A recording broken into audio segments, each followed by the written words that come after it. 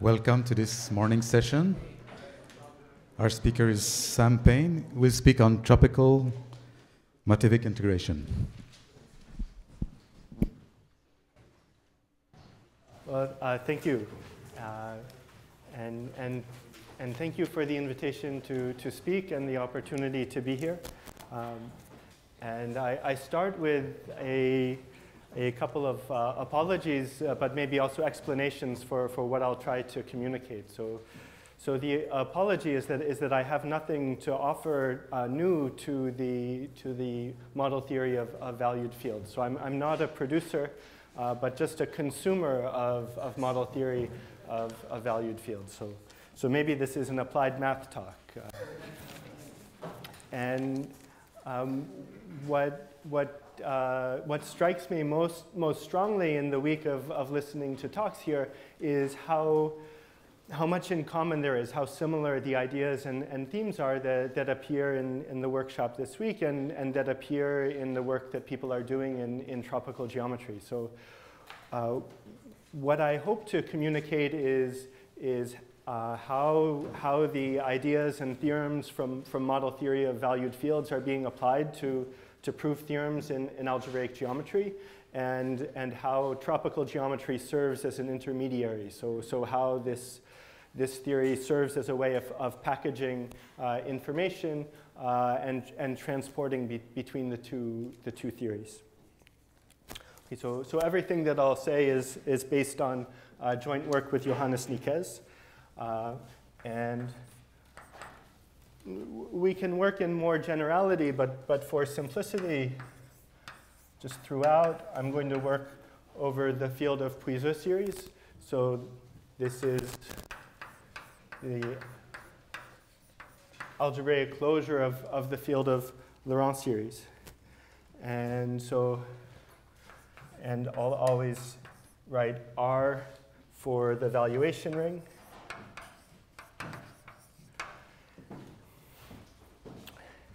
And I will hopefully remember to always write ORD for the valuation. So this is Q union infinity, and then res for the residue map. So taking the leading term of, or the constant term of a power series.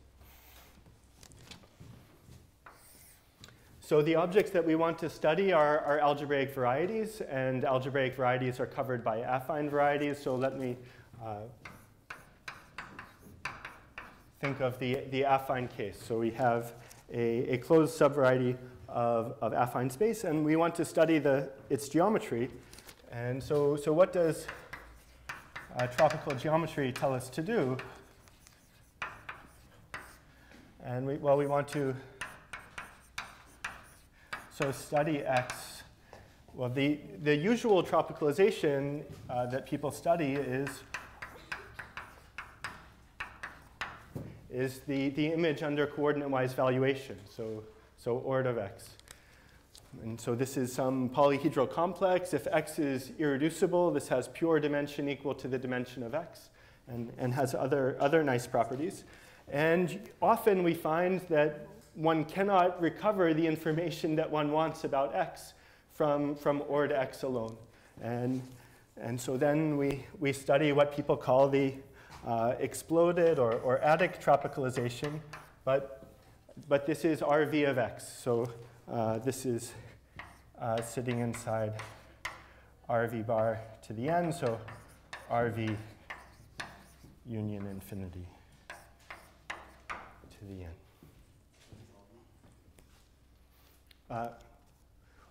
Okay. Oh. Okay.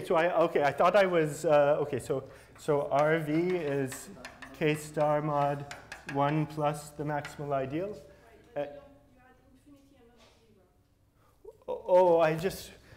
You can call it whichever one you want. So what I'm going to do, So when working over Puiseux series, I do that. I hope this is not startling, but I'm going to split RV, and I'm going to think of this as the disjoint union over Q of C star. Okay. So yeah, so I just call it infinity because it would be infinity here. Okay. Okay. And so in practice, so when we prove theorems using this, we end up computing specific examples, or we compute this for varieties of a specific form. We know something about the equations that define x, and then we figure out something about ord x and RV of x, and then we draw some conclusion. So let's do an example so you can see how this happens in practice.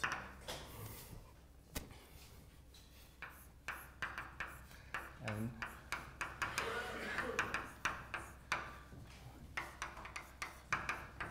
so this is okay. So this is admittedly quite a simple example, but I hope it's helpful. So let's draw a picture of ord x. So there's essentially three possibilities to consider. So if the valuation of x is positive, then the valuation of y is 0. And if the and even the leading term of y is -1. And if the valuation of y is positive, then the valuation of x is 0, and even the leading term of x is -1. And so those two possibilities, we could draw them in the plane like this. And if the valuation of x is negative, then the valuation of y is negative. The valuation of y is equal to the valuation of x, and the leading terms are opposites of each other. So the leading term of x is the negative of the leading term of y. So we have these three possibilities, and then 2 points at infinity or 0 if you prefer.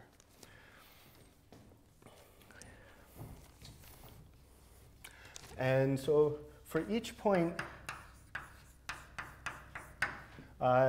w in ord of x, or each rational point, then we have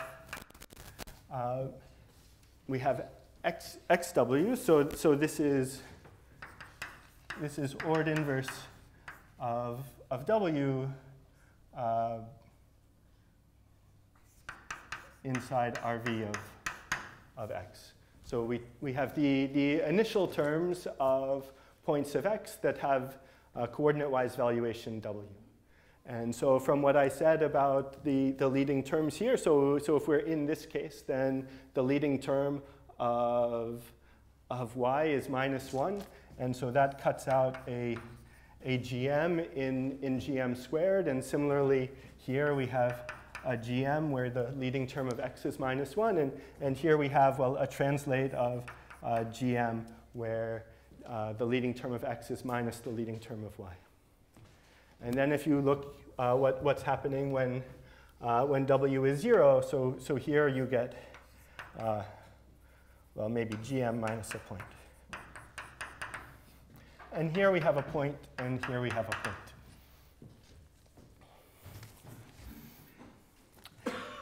And now I should give one sort of mild warning, which is that we always think of xw as being a scheme that's cut out by the initial forms of the equations defining x with respect to weights on monomials given by w. And so even if xw is the set of points of a smooth variety over the complex numbers, we want to treat it as a singular object if that scheme is non-reduced. So that would be the analog of multiple roots in one variable. So okay, so for applying Hensel's lemma, we certainly want to distinguish between reduced and non-reduced. Okay, and so what do we do with this? So we have these polyhedral pieces, and we have information over the residue field, and we're going to put them together and recover information about x. And so let me remind you from yesterday afternoon, from Arthur Forey's talk, that we have this bounded Euler characteristic, so which takes constructible sets over the value group to the integers. And it has the property that chi prime of p is 1 for p closed, for closed polyhedron p. Okay. And you can also get this topologically by taking the R points of a constructible set, intersecting with larger and larger cubes, and taking the limit of the compactly supported Euler characteristic. Or you could just think of this as the unique map from the constructible sets over Q to Z that takes the value 1 on every closed polyhedron. And so you'll notice that chi prime of a point is 1, and chi prime of an open ray is 0, because this is a closed polyhedron minus a closed polyhedron. Okay. So if we take the, okay, so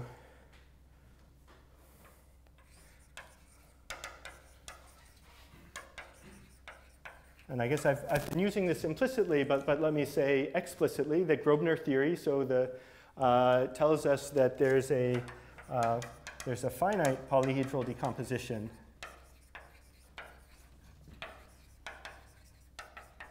of order x, such that xw is constant on the relative interior of each face. So I write this circle for the relative interior of a polyhedron Q, gamma. Okay, and so then what we could do is we could take the sum over all gamma of chi prime of gamma. So we're putting together the polyhedral part and the residue information. So we look at ORD as the disjoint union of the relative interiors of the polyhedra. We take their Euler characteristics, and we multiply by the class of, so I'll write x gamma for xw for w in the relative interior of gamma. And so in this case, we only have 3 faces where chi prime is non-zero and chi prime is 1 in each case. And so this comes out to gm minus a point plus 2 times a point,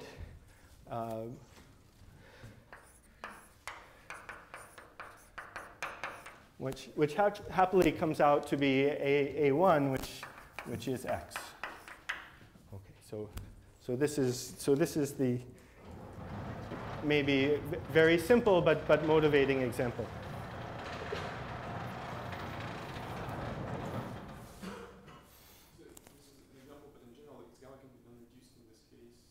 Yeah. So this formula does not hold in general, right? Okay. So when the xw's are as I'll explain later, so this formula is correct when xw is smooth for all w. And this formula, I'll state it more precisely later. But when the xw's are singular, then there's information about x that's hidden, that's lurking inside the singularities of the xw's. And part of what we want to learn to work with is how to recover that information, or how to manage the uncertainty that's in that. Okay, so I should say a few words about our motivation. So what are we trying to do? So we do have sort of one specific conjecture that we hope and expect to eventually prove. So this is the refined or quantum curve counting conjecture.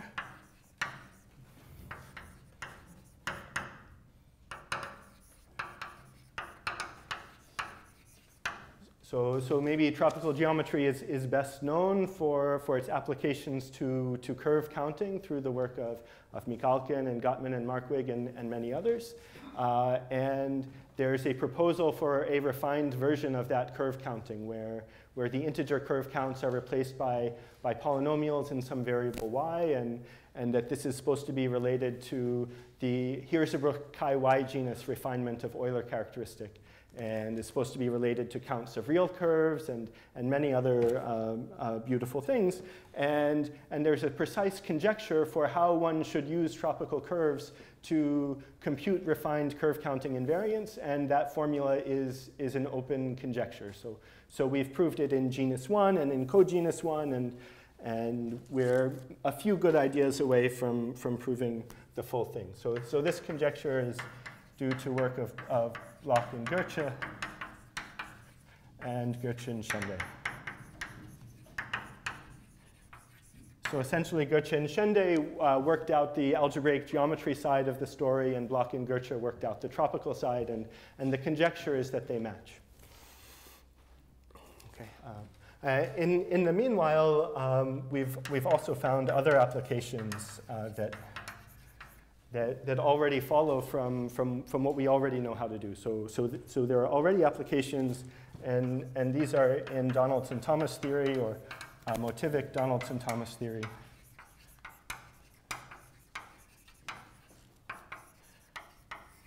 And maybe all I'll say about that is that it's another fancy form of curve counting. But so there were formulas that were conjectured and some formulas that were proved, but that had sort of long and difficult proofs. And now there are simple proofs using these techniques of a few interesting statements.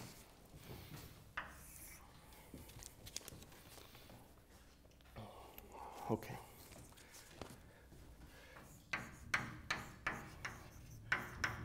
And for these applications, the formulas that we prove are formulas in the Grothendieck group of varieties over C, or some enrichment of that category. So it might be the Grothendieck group of varieties over C with a good action of mu hat, the profinite completion of the roots of unity, or it might be a relative version where it's the Grothendieck group of varieties over some fixed specific variety, or maybe the two of those combined. So working with a Galois action and a map to a fixed variety. But I'm just, for simplicity during the talk, I'm just going to work with the Grothendieck group of varieties. And I know there are people who care about the monodromy action and the relative case, but I think the experts know how to fill in the details. And so for simplicity, we'll just work with the Grothendieck group of varieties. And so I know this is a familiar object in model theory, and let me just say a couple of words about the motivation for a geometer to study this object.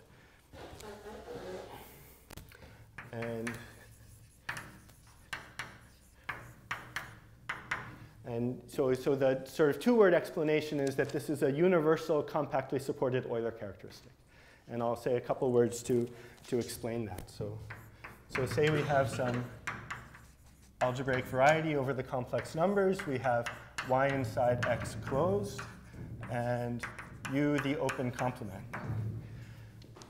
And so there are very fancy and beautiful and interesting explanations for this universally compactly supported Euler characteristic, and we saw some of those yesterday afternoon, so interpretations in derived categories of motives. And so let me give you a first semester algebraic topology interpretation of universal Euler characteristic.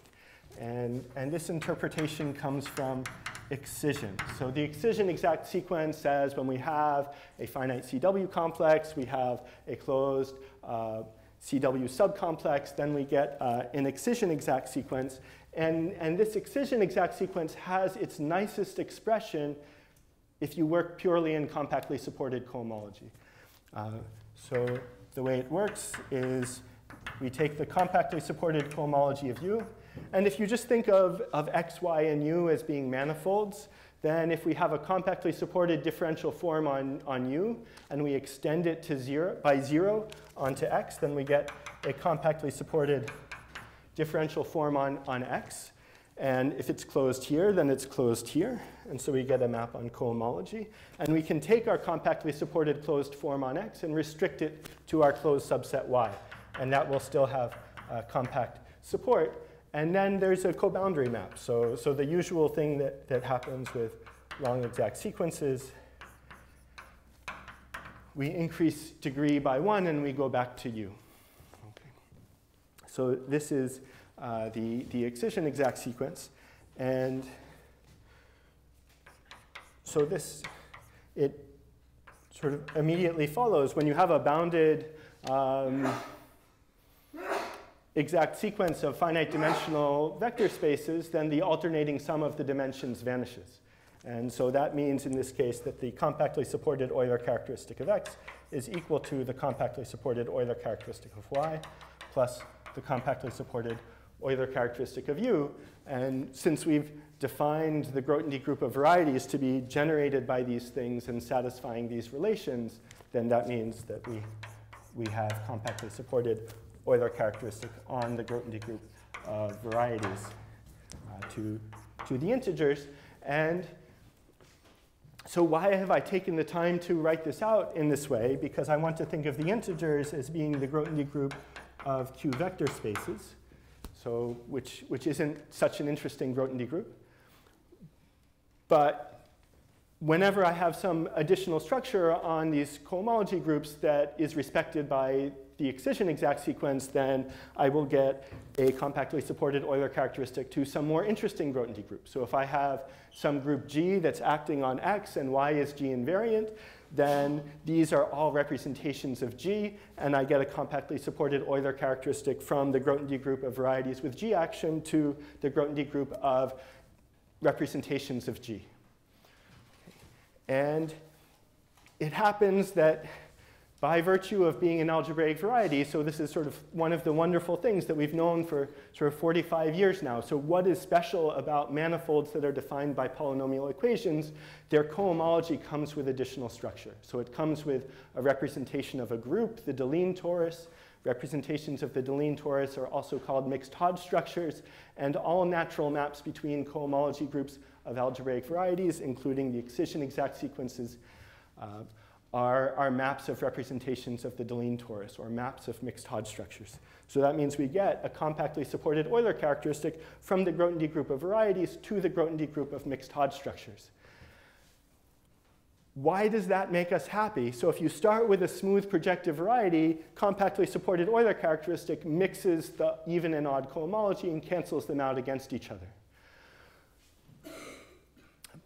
But by the magic of mixed Hodge structures and weights in Hodge theory, there's no cancellation on the compactly supported cohomology of a smooth projective variety in the category of mixed Hodge structures. So in particular, if you go not to Z, but to the Grothendieck group of mixed Hodge structures, then from a smooth projective variety, you can recover the compactly supported cohomology, which is the cohomology because X is projective, with its mixed Hodge structures, or which is pure. And so you can, in particular, recover the Hodge numbers.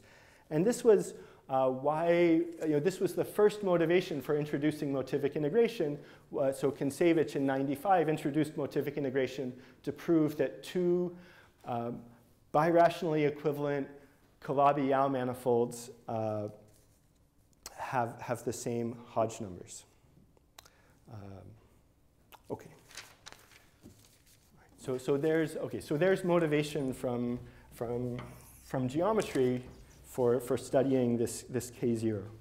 And then I'll give the caution, which I think has been made earlier in the week as well, but I'll just reiterate it, that this Grothendieck group of varieties is a subtle ring. So we don't understand this ring. We continue to learn more about this ring. And so just as an example, so just a few years ago, Lev Borisov told us that L, which is the class of the affine line, is a zero divisor. Okay, so there are two varieties that are not scissors congruent, but when you multiply each of them by A1, then they become scissors congruent. Okay.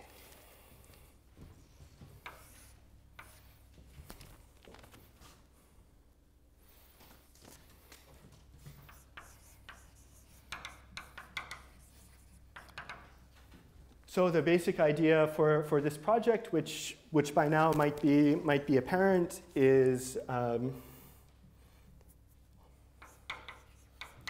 so we have some complex algebraic variety that we're interested in, and we want to study its class in the Grothendieck group of varieties.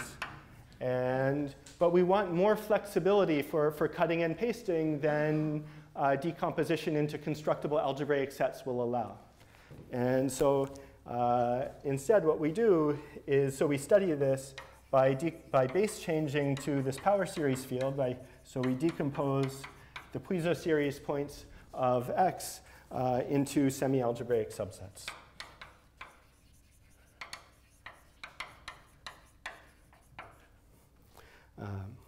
Okay. Such as the preimage of the relative interior of a face of the image of Ord.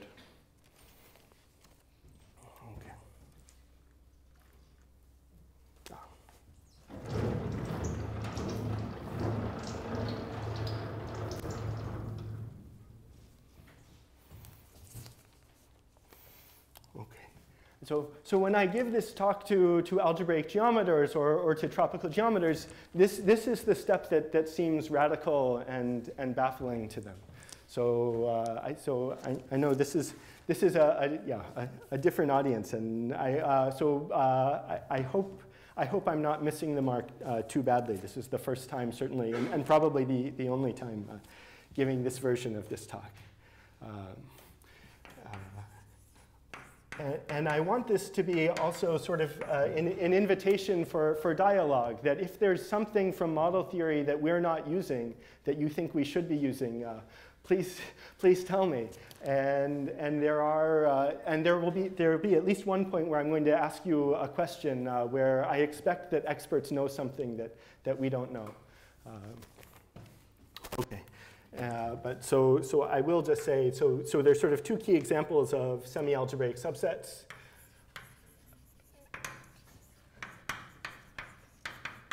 Of Kn that, and so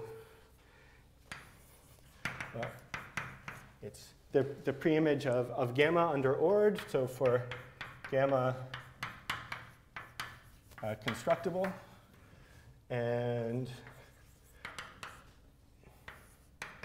the preimage under residue for algebraic constructible sets. So those are the examples that we want to work with, and I know this appeared already yesterday afternoon, and this is.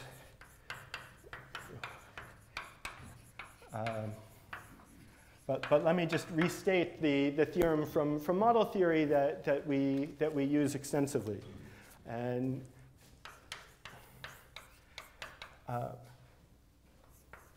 so I said that the Grothendieck group of varieties is subtle, and a question for you is how much is known about the Grothendieck group of Q as the value group? So. To me, it looks like it might be subtle because it looks like a scissors group of polyhedra, and there are interesting invariants on scissors groups of polyhedra, like from the Dane invariant from the solution of Hilbert's third problem. But if you know something about the Grothendieck group of Q, please tell me over coffee later today. I very much want to know. But what the theorem says is not that we understand the Grothendieck group of semi-algebraic sets, because we don't, but we understand how it's built out of the Grothendieck group of the residue field and the Grothendieck group of the value group. And so I'll just write that down. So this is a graded version of the Grothendieck group of varieties, tensored as a graded ring with a graded version of the Grothendieck group of Q, modulo a simple ideal. And so this ideal is generated by the difference of two expressions for well, ORD inverse of 0, so the compact torus, and two expressions for ORD inverse of the positive part of the value group. So this is the unit ball, and this is the annulus with inner and outer radius 1. Okay, so there's two different expressions here, and the two different expressions for the ball are not homogeneous. So even though these are graded and this is a graded tensor product, there's no grading on the quotient because the relations are not homogeneous. And maybe I should just say in words what the graded version is. So this is the direct sum over all n of the free abelian group on varieties of dimension less than or equal to n, modulo the usual scissors relations. And here, this is the direct sum over all n of the Grothendieck group of constructible sets of dimension less than or equal to n, modulo the usual scissors relations. Okay, good. So this means that we can now define invariants of semi-algebraic sets in a wonderful way, so such as what Arthur Forey showed us yesterday afternoon, that you just define them on varieties, you define them on constructible polyhedral sets, and check that they satisfy these two relations. And maybe I should say so it's easier to describe the map going to the left, so from right to left. So if we have a constructible algebraic set in degree n, and so tensored with 1, so then this goes to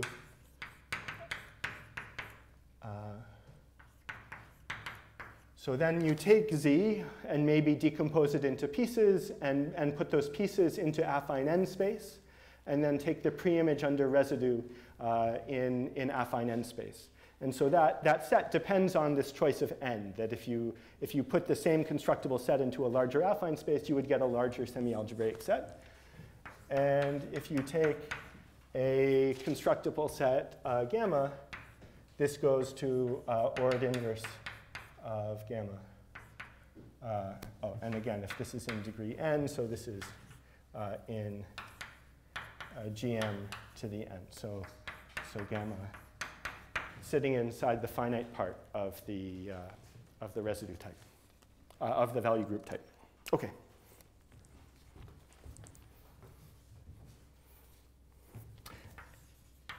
And so this suggests the idea that when we have our tropicalization, that we should be able to express the class of x of k in semi-algebraic sets as, or if we even just take one relatively open polyhedron, we should be able to express its preimage, which is a semi-algebraic set. So in the Grothendieck group of semi-algebraic sets, we would like it to be the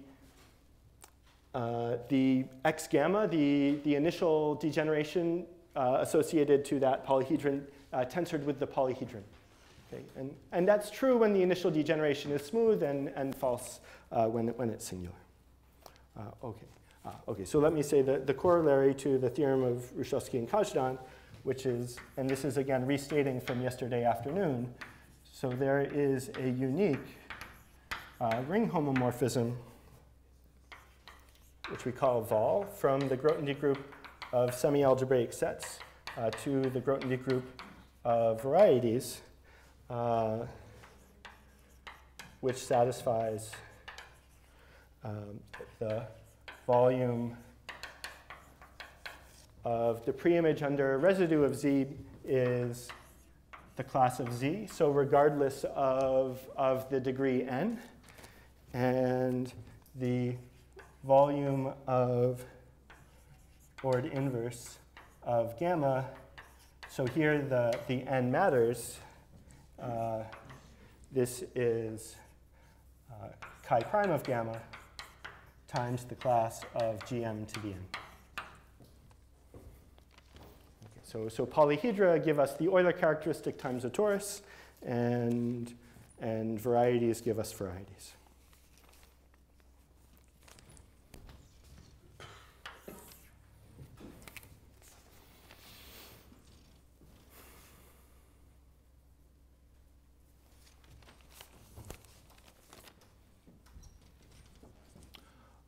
and I.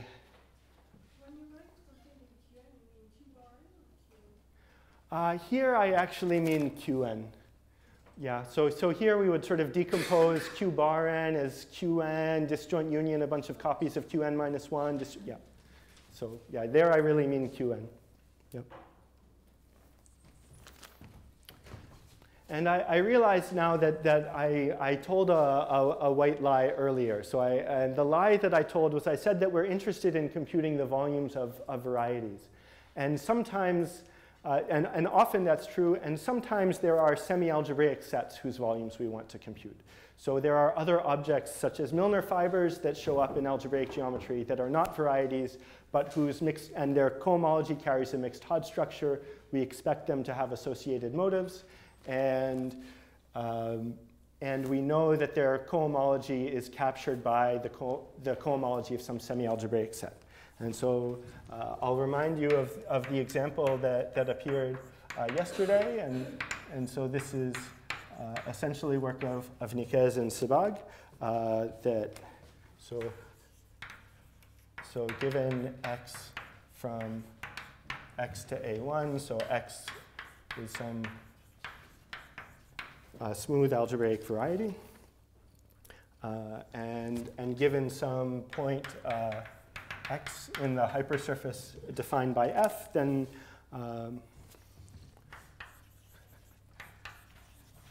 there are natural, semi-algebraic sets which capture the motivic Milnor fiber and motivic nearby fiber. So psi f vf and psi fx vf. So such that the volume of the semi-algebraic nearby fiber is the motivic nearby fiber of Denef and Lozère, and the volume of the motivic Milnor fiber is the motivic Milnor fiber of Denef and Lozère. And it's not hard to say what these semi-algebraic sets are, so let me do that now.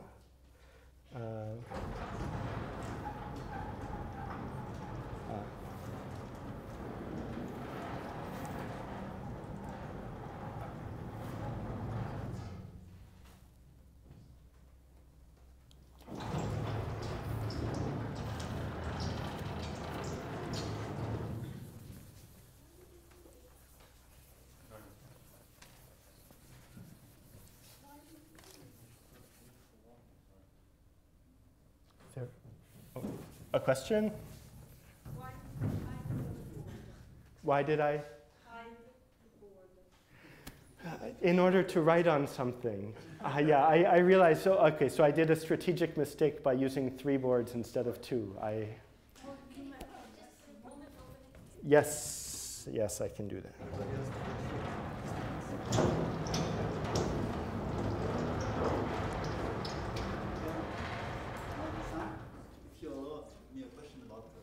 Yes. What do you mean by Zn? On the top line. So I mean Z in degree n. Yeah, so that's, yeah. So this is, so I want to give a map from this side to this side.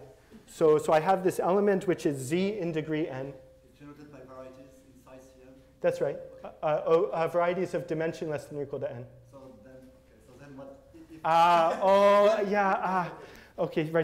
So I've been trying to simplify things, and so now I told a lie, right? Okay, so it's not. So I should make so everything defined over Puiseux series is defined over a discretely valued subfield. So I should then build a model over the discretely valued subfield with. I guess it should just be smooth over the valuation ring. And then I should take inverse image under specialization from the valuation ring to the residue field of the special fiber, which should be this variety of dimension less than or equal to n, Z. So I cut Z into pieces, and I build n-dimensional scheme smooth over the valuation ring, and I take inverse image under specialization. You view them in n, more or less. If you have something which is n-dimensional, how is it free image? How does it? So you just right. Okay. But there's right. Yeah. So yes. So you have to generalize the residue map to specialization from the general fiber to the special fiber of a smooth scheme over evaluation ring. Okay. All right. Good.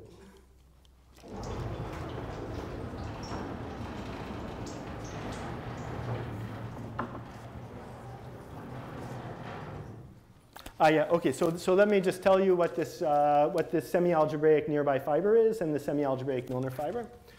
So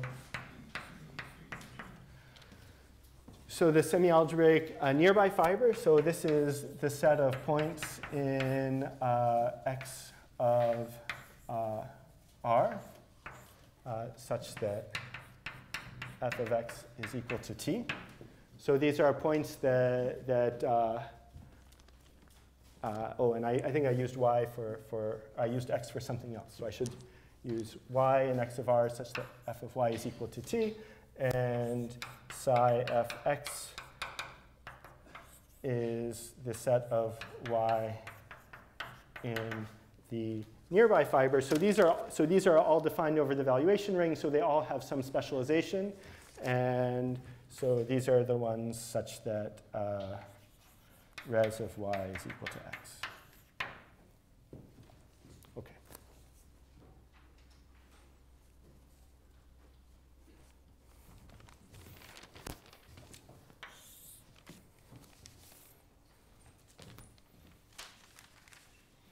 Okay. So now I should state some of the sort of more recent results.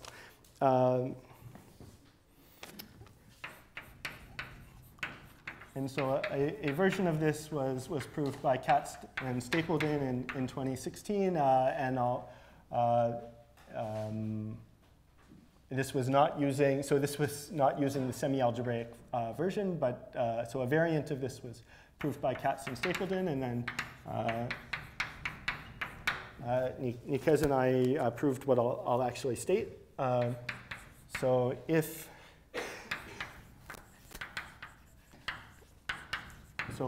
if this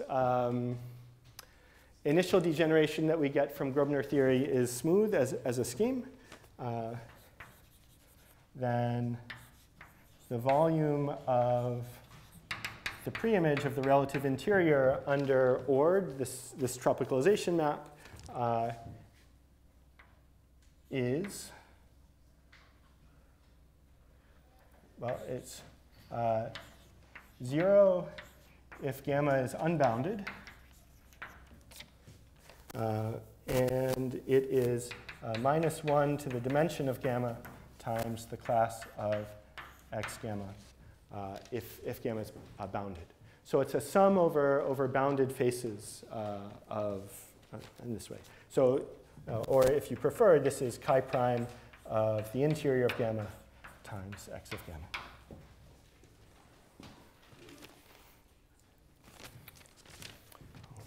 So that gamma was a face in the finite polyhedral decomposition of the image under ORD that came from Grobner theory. And x gamma is the preimage of a point in the relative interior of gamma under the map from RV to ORD. So these are the leading terms of points whose coordinate-wise valuation lands in gamma, in the relative interior of gamma. It's always reduced. It's gamma by definition. No. No, definitely not. So when you take the class of this gamma, are you taking the reduction?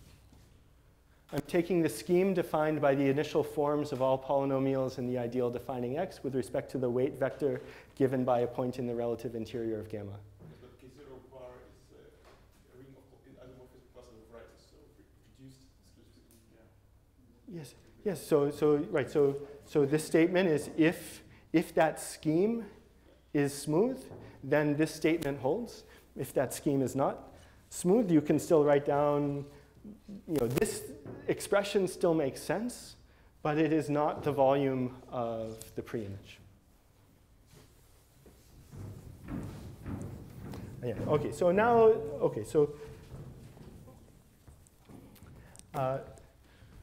so then there's a geometry theorem that we use in order to apply this fact to the case where these things are not smooth.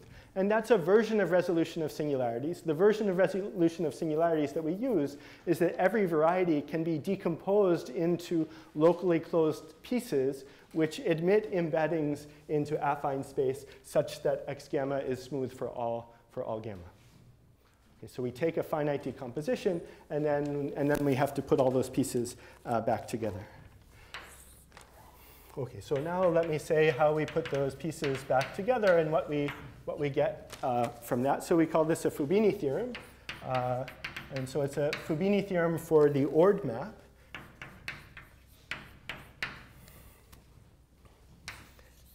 And it's easiest to express this inside a torus, and you can just decompose affine space into a finite union of tori. So just consider a semi-algebraic subset of Gm to the n. So then we can take the push forward of the characteristic function of our semi-algebraic set. And we want to think of this as a map from Q to the n to the Grothendieck group of varieties. And it takes a vector to the volume of the preimage under Ord intersected with X. Okay, so this is some function on Q to the n. And so the first part of the theorem is that this function is constructible. So meaning that it's constant on finitely many constructible pieces. So a finite decomposition of Q to the n into constructible pieces, constant on each one. And so why do we call it a Fubini theorem? So this is integrating the characteristic function over the fibers of Ord. And so Fubini says that when we have something whose volume we want to compute, we can project, we compute the volumes of the fibers, and we integrate over the base of the projection. So the second part of the theorem is that the volume of X is the integral over Q to the n of this push forward with respect to chi prime on Q to the n. Okay. And I somehow have the suspicion that statements like this might actually be quite obvious to, or certainly not unexpected.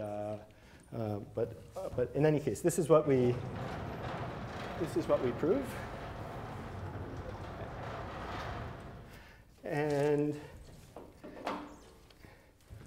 okay, and so let me now just give one of our applications so that you can see why this statement is useful, even if it's not a surprising statement, but the fact that it's quite useful is, at least to me, surprising. So we were aiming for other applications that are still work in progress, but this is what we got sort of halfway through.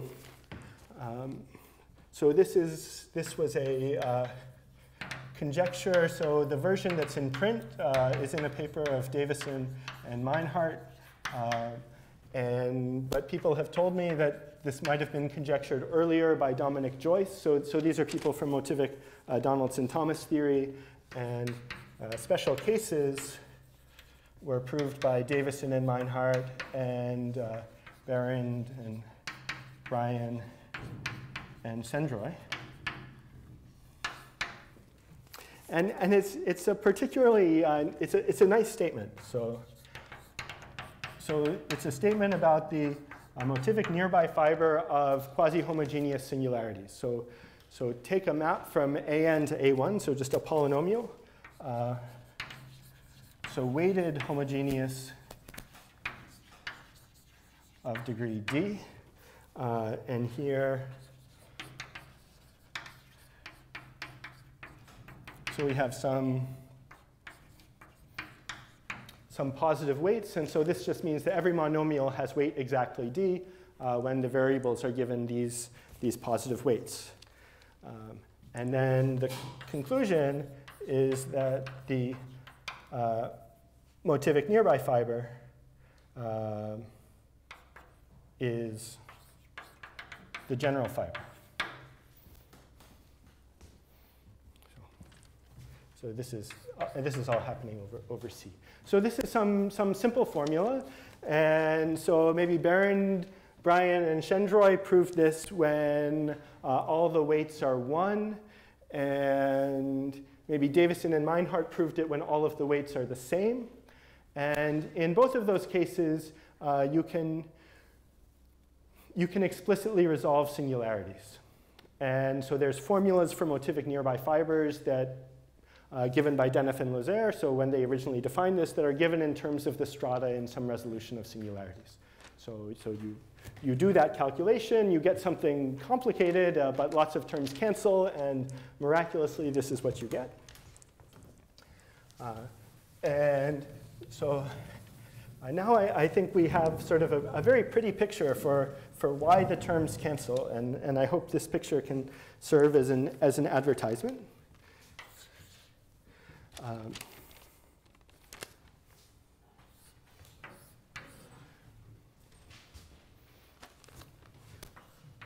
So here's the origin. Here's the vector W over D. And what this is a picture of is this is the ord of the set of y in A(n) of k such that f of y is equal to t. Okay. And if you'll remember, the motivic nearby fiber is, well, the points in this that are contained in this part. Okay, so what we're trying to do is we're trying to compute the volume of ord inverse of the closed positive orthant. And an easy calculation says that this part, so starting from W over D and adding the positive orthant, that this part gives you F inverse of 1, okay, with the appropriate mu hat action and with the appropriate map to F inverse of 0, so the relative equivariant version. Okay. And so then what we need to know is that the volume of these strips around the outside is 0. So why is the volume 0? So we can't compute the x gammas for any of the points in here. It's just as hard as resolving the singularities. So we can't get past the same difficulty that got everyone else stuck. But what we can tell you is that the volumes of the fibers, so this ord lower star of 1 on psi f vf, is constant on cone-shaped regions that are based at W over D. And so we're taking a sum over polyhedra that look like, well, either this or this or this. Right? So they're sort of half open, half closed. In particular, each of these is homeomorphic to a ball of some dimension union a ball of the next lower dimension.